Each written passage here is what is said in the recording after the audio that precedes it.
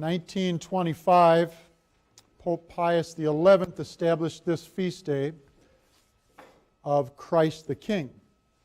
And he did it because he was concerned for secularism and people going on living a life without Jesus as King. And he wanted the world to know He's the King of our families, He's the King of nations, He's the King of our peoples, He's the King of all kings.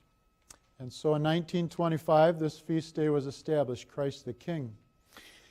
It's interesting, people wanting a king in the Scriptures. In the Old Testament, the book of Samuel, they go to the prophet Samuel and they say, we want to have a king. Why do they want to have a king? Because they want to be like Egypt and Assyria and these other places that have a king, and they think that's going to protect them. And God says, Yahweh to Samuel, do not be disappointed in them. They're not rejecting you, they're rejecting me, he says. But he says, you warn them. If they have their king, this is what their king's going to do. He's going to lord his superiority over them. He's going to take their sons and script them in the army. He's going to make them work the farms. He's going to take their daughters as bakers and cooks. He's going to take your servants. He's going to make you slaves. That king, that's what he will do. Now Israel, as you recall, had one really good King David. He was the biggest portion of Israeli land was when King David was the king. And he believed and trusted in God, but because of his sin, you might recall, a 3-day pestilence came across the land. So every human king has failed. So they got their earthly king. Now in the Gospels, when Jesus multiplied the loaves and fishes, they tried to make him king. Do you remember that? They tried to make him king. And he kind of slipped through the crowd and went away because his kingship was not like the one they thought.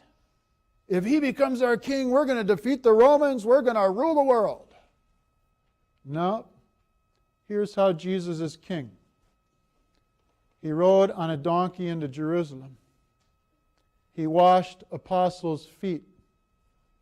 He submitted to a humiliating death out of love, though he could have called all the angelic forces to defeat evil. So Jesus' kingship is very different from earthly kings. It's not one of subservience to making others subservient and dominating. It's one of laying down your life in love.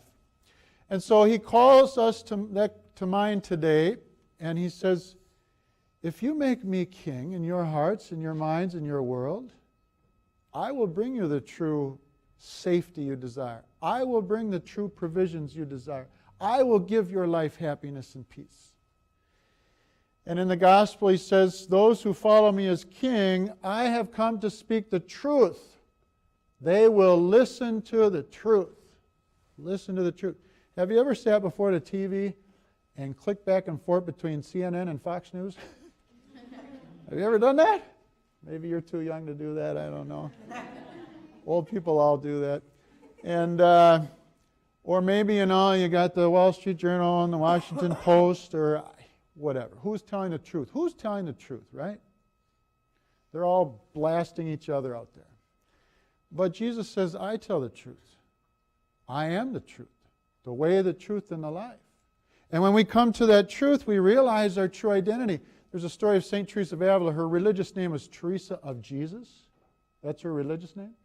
And she had a vision once. She saw there was this little girl going up the stairs, Jesus coming down the stairs, and her as a little girl saying, who are you? And he's saying to her, who are you? And so when Jesus said to her, who are you? She says, I'm Teresa of Jesus.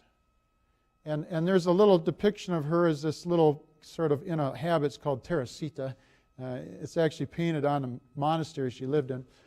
Well, I'm Teresa of Jesus. She said her religious names. Who are you? I'm Jesus for Teresa. I'm Jesus for Teresa. He gave her identity. He gives us our identity. He allows us to participate in his kingship. We come to rule our passions. We come to rule the universe. There's a evangelist named Todd White who was sort of a criminal. He was a criminal for a long time. And he And he testifies to it. So he said he never had a true job in his life till he was like 31. And he stole from everybody. He stole from his wife all the time. He stole from everybody. And so he had this big conversion, and I don't remember what the lightning bolt was exactly, but he gave his life to Christ, and they went to apply for a job for the first time. Really apply. And the application said, have you ever been convicted of a crime, blah, blah, blah, blah, blah. And he told his wife, I'm going to tell him everything. She says, you're kidding me. He says, no. Convicted felony, yes. How many crimes? Too many to count. Blah, blah, blah, blah, blah, right?